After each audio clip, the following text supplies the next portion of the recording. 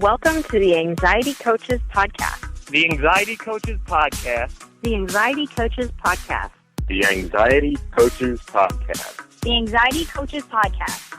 A fun and conversational show where two coaches teach you about anxiety, panic, and PTSD. and how you can overcome them for life.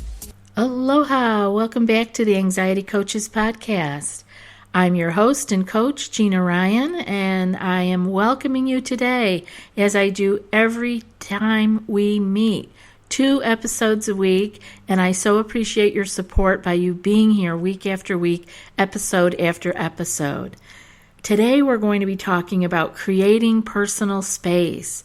This is the kind of space that is our spaciousness around our being. And I hear from people through email, through private messages on Facebook, and from just the general tone of the Facebook group sometimes, you can feel the pressure of people's life, of our lack of time, of our lack of space, our lack of space in our mind. And I really want to get talking about that and how it can affect us with our anxiety and how we can create more personal space in order to feel, well, more spacious and more free and more whole. But before we do that, I want to thank you again for being here. And I want to encourage you, if you haven't done so already, to jump over to iTunes or Stitcher, Podbay, wherever you listen, wherever you get these podcasts from. Go on over and give us a 5-star review. We appreciate that very much. It helps us keep going, but it is also appreciated by the people who are searching for help with anxiety, and for them to be able to hear in not my words what the show is about, but your words. That's very helpful and for don't people. Forget about it's like our it's other like on Amazon, the reviews about the besides books. the It's so helpful to know what other people free are thinking Facebook and group, feeling which about the is well show. over 3,000 members. So if you right haven't now, done so already, and it's a please hop on very over to iTunes and leave us a 5-star review Facebook and let group. everybody know what you think Beyond about those two, Anxiety you can Coaches also podcast. check into our one-on-one coaching and our group coaching call membership. That's 2 calls a week, live calls that are recorded if you can't make it to the call, and 2 skill sheets that are sent out each month. That's a monthly membership program, and that is also growing. And both of those things are tailored specifically. The individual one-on-one coaching is set up just for you. And the group coaching is tailored to the people that are there, and you get coached right on the call if you have a question. It's a great way to have contact with a coach, either adding that to your one-on-one coaching or using it standalone. It's a fabulous way to have contact with an Anxiety Coaches podcast coach. All right, we'll look forward to hearing from you. If you need more information on those, check us out on the website, which is anxietycoachespodcast.com, or send us an email, anxietycoachespodcast@gmail.com. All right, let's get into today's show about creating personal space. I hear from people all the time about how they feel overextended. And that can be spiritually, that can be socially, energetically. We just feel like there is just too much around us, too much going on. And some of that is created by our online life. And that includes me. I can sometimes feel a little overwhelmed with all of my clicking around on my computer that needs to be done both for work and for my personal life. If you find that you're a little more stressed than usual, and that you don't have as much freedom, or, it can appear as not having as much ease in your life as usual, or as you would like to have. Maybe you haven't had it in so long you forgot what it feels like to feel free and easeful. it may be time to create what I call personal space for yourself, both online and off. Using an example from my own life, online, I at one point had to click leave group on 2 different Facebook groups that I had recently joined. I had grown accustomed to reading the posts and the comments in these groups, and for a while I really enjoyed some interaction with the other group members. But some of these groups were growing really fast. I mean, like by hundreds a day. And the enjoyment soon turned to frustration. I felt like I couldn't keep up, and sometimes I felt overwhelmed by trying to keep up with the threads and with the people that I had come to know in those groups. So it was best for me, upon thinking about it, to actually just leave those groups instead of always facing the want to be able to connect with these people, but at the same time it feeling overwhelming that things were going too fast for me in there and I couldn't keep up. And that's personal choice. Some people are very happy with that kind of speed and interaction, and that's just an example from my own personal life where I felt some of my personal space disappearing just from choices I was making. This had nothing to do with from the outside pushing in on me. These were just my own personal choices. So I left the group, and people who I had close enough contact with to continue corresponding with, we did. And for the people that it wasn't that close, it fell away. That's okay. We don't collect people. We don't drag people around with us in a sack. Some relationships continue and some don't. And especially online, we could have way too many that we could really feel closed in. And that's what I was starting to feel with some of this online interaction.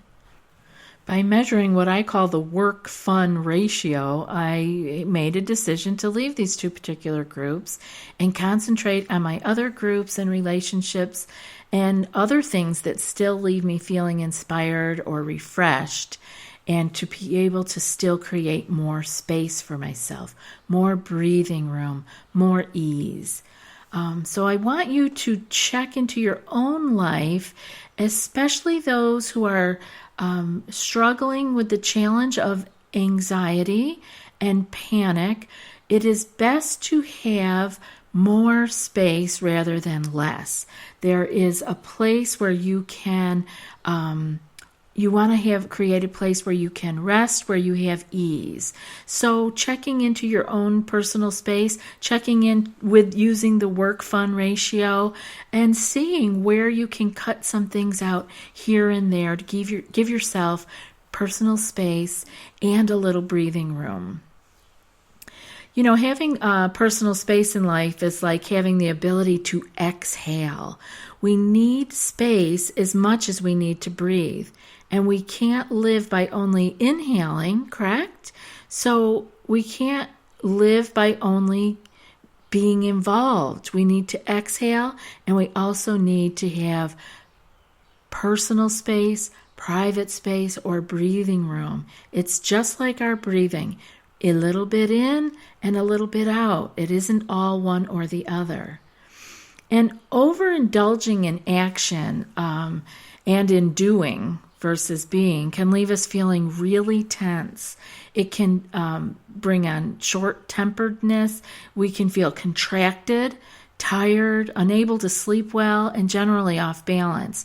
And when we get into that contracted feeling, this is an invitation for anxiety to rear its head. It's like saying, come on in. Because it doesn't come in that more relaxed state. That's our healing space. So if you're feeling overwhelmed, overindulging, and you feel contracted, tired, unable to sleep well, and really off balance, check in again. Check into where your personal space is. Can you create more? Check in with that work-fun ratio. So here are some ideas that I have about creating space. Some of these will be familiar to you, but sometimes they're new. So let's check them out. Try setting time for 10-minute meditation. We always talk about meditation. Why? Because it's extremely important, and it can be the base to the rest of your healing. So try a 10-minute meditation. You can try both morning and evening, or you can try one or the other, adding in as you can. And by a simple meditation, I'm talking about being still and watching the breath, and returning to the breath over and over when you notice that your mind has wandered. It is as simple as that. Yes. Is it easy to do? No. But it is simple. The directions are simple and you can remember them. So set a timer, set your phone, use the Insight meditation timer, whatever works for you. You don't need an audio as far as having a guided meditation. You can do that also. But if you have 10 minutes free somewhere and you are sitting and you are safe and it is quiet, you can just relax into 10 minutes of watching your breath. That will give you more personal space. Another one we can do is pausing when the urge to socialize online appears. Online distractions can be very slippery slope, and we want to watch carefully whether we are doing this with awareness or out of habit. Another one is while you're outside for a walk or a drive, be in silence. Give your mind space to know and to wonder about your surroundings. Let your mind have the space to know your surroundings. It's just beautiful, but we often just move through it without paying attention, and this would be considered mindfulness. Another one is to remember when you're asked to attend an activity, pause and consider the cost to your well-being and to that of those closest to you. So this is taking everyone into consideration. Is this activity something, again, use that work-fun ratio. Is it going to be more work, more hardship on you? Might want to reconsider. And we only can make those kinds of awareness decisions with awareness when we pause, when we take a moment. Another one we can do is to make idle waiting, such as in line, when we're in traffic, when we're waiting for appointments, when we're even on hold on the phone. We can make that idle waiting time sacred. Recite your mantra if you have one, or a sacred word, or just I am peace, or I am well. You can make your own small prayer. You can use a prayer from your own spirituality or religion. An uplifting thought. You can use a quote of the day. Whatever.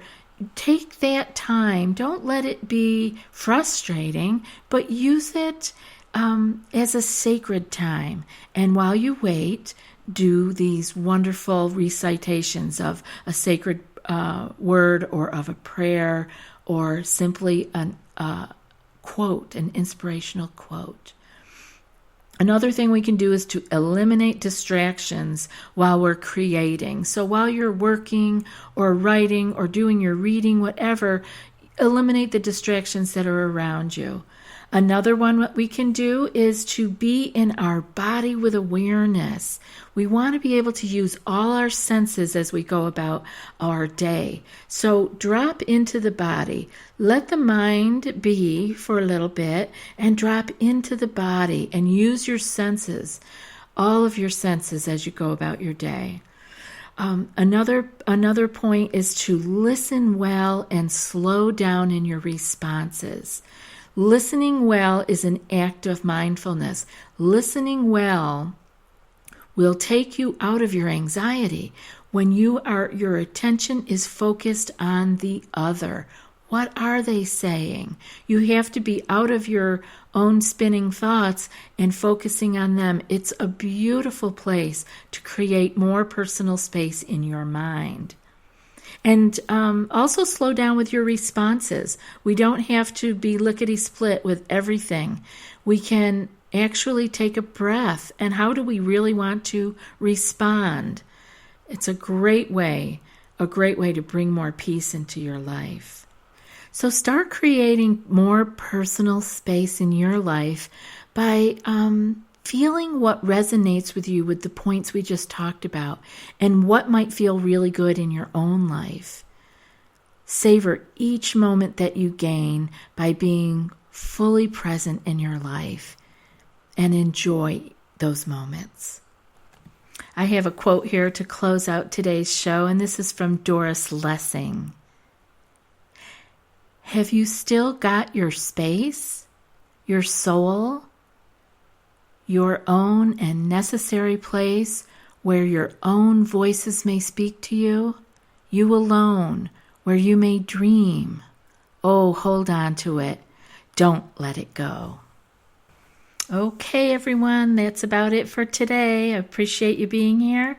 I hope this was helpful. Please jump over to the Facebook group and let us know what works for you. How are you finding more personal space? How are you creating that for yourself in your life? The more we share those ideas, oh my goodness, what a nice place the world can be. Thank you so much again for being here. And until I see you again, which is only a couple more days, be well and aloha. Thanks so much for joining us for today's episode of the Anxiety Coaches Podcast. Find more at anxietycoachespodcast.com. We'll see you next time.